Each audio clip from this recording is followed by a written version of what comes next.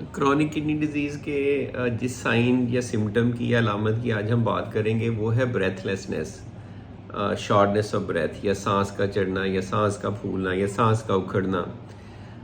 अब ये दिल के मर्ज में भी हो सकता है, फेफड़ों के मर्ज में भी हो सकता है, लेकिन किडनी डिजीज़ की भी एक सिम्टम हो सकती है। और ये कई डिग्रीज़ का हो सकता है थोड़ा सा सांस चढ़े, अब बहुत ज़्यादा चलें तो थोड़ा सा सांस चढ़े, या थोड़ा सा चलने से ज़्यादा सांस चढ़े, या सीढ़ियाँ चढ़ने से सांस चढ़े, या रात को सोते वक्त आपको सांस चढ़े,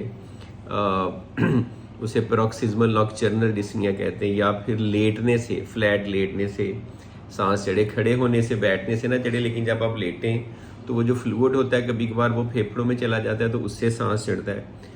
तो सांस किस तरह का चढ़ता है, किस डिग्री का चढ़ता है, न्यूयॉर्क हार्ट एसोसिएशन की कौन सी क्लास है, अगर हार्ट फेलियर में पेशेंट हो, रात को चढ़ता है, दिन को चढ़ता है, तो ये सारी इसकी अलामत हो सकती हैं।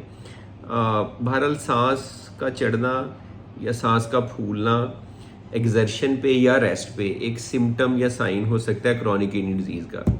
अब नेक्स्ट क्वेश्चन है कि ये किस वजह से होता है।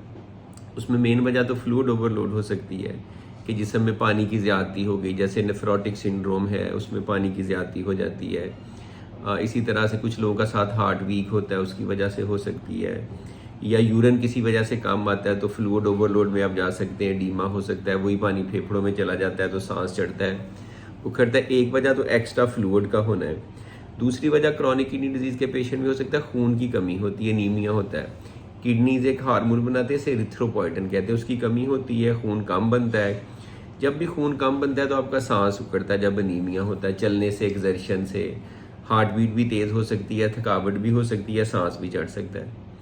तीसरी वजह जो क्रॉनिक किडनी डिजीज़ के पेशेंट में सांस चढ़ने की हो सकती है कि अगर स्पेशली एडवांस डिजीज़ है तो आप में बहुत ज़्यादा एसिड इकट्ठा हो जाता है, जिसे मेटाबॉलिक एसिडोसिस कहते हैं। मेटाबॉलिक एसिडोसिस जब भी होगा, ज़्यादा एसिड फेफड़े निकालने की कोशिश करते हैं, हाइपर वेंटिलेट करते हैं, यानी सांस आपको इस तरह से आप ज़्यादा सांस ले सकते हैं, तो उससे आपका सांस लेने में दुश्वारी हो सकती है। तो मेटाबॉलिक एसिडोसिस किडनी डिजीज़ की वजह से होता है। नॉर्मली गुर्दे ही इसको हैंडल करते हैं, ज़्यादा एसिड को जिस्म से निकालते हैं। जब गुर्दे कमज़ोर होंगे तो ज़्यादा एसिड जिस्म में इकट्ठा होगा और वो आपका सांस उखड़ सकता है। इसके अलावा चौथे नंबर पे ये हो सकता है कि कोई दिल की बीमारी साथ आपको चल रही हो, क्योंकि क्रॉनिक किडनी डिजीज़ के पेशेंट शुगर, ब्लड प्रेशर की वजह से they are at high risk of kidney disease. तो that could be another reason कि उनमें क्रॉनिक किडनी डिजीज़ जो है ना वो इस वजह से भी ज़्यादा होने का चांस है। किडनी डिजीज़ हार्ट डिजीज़ ज़्यादा कर सकती है, हार्ट डिजीज़ की वजह से किडनी डिजीज़, जिसे हम कार्डियोरीनल सिंड्रोम कहते हैं, वो हो सकता है। तो आपने ये भी मेक श्योर करना होता है कि अंडरलाइंग दिल का मसला तो नहीं साथ चल रहा। और पाँचवें नंबर पे ये भी हो सकता है कि कोई और चीज़ चल रही हो, आपको क्रॉनिक किडनी डिजीज़ भी हो लेकिन कोई इन्फेक्शन हो, टीबी हो, नमूनिया हो, anxiety, stress, so many other causes जिनकी वजह से सांस चढ़ सकता है। तो अब नेक्स्ट क्वेश्चन आता है कि फिर इसका करना क्या है। नंबर 1 तो आप नेफ्रोलॉजिस्ट को दिखाएं ताकि वो इसकी जो भी वजह है उसको ट्रीट करे। अगर ज़्यादा फ्लूइड की वजह से है तो कुछ मेडिसिन या डायूरेटिक्स देते हैं।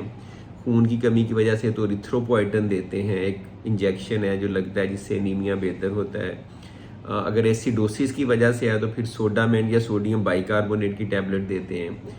कभी कभार फ्लूइड ओवरलोड इतना ज़्यादा होता है, यूरिन इतना कम आता है, पानी इतना इकट्ठा होता है कि दवाइयाँ भी वर्क नहीं करती, तो डायलिसिस की भी ज़रूरत करनी पड़ सकती है। या फिर अगर अंडरलाइंग हार्ट डिजीज़ की वजह से है तो उसका इलाज करना पड़ सकता है। तो रिमेंबर, शॉर्टनेस ऑफ ब्रेथ या breathlessness is one of the symptom of chronic kidney disease. और उसकी कॉज का पता होना ज़रूरी है कि इसमें क्या वजह है, और फिर उसके मुताबिक उसकी ट्रीटमेंट होती है। Thank you very much.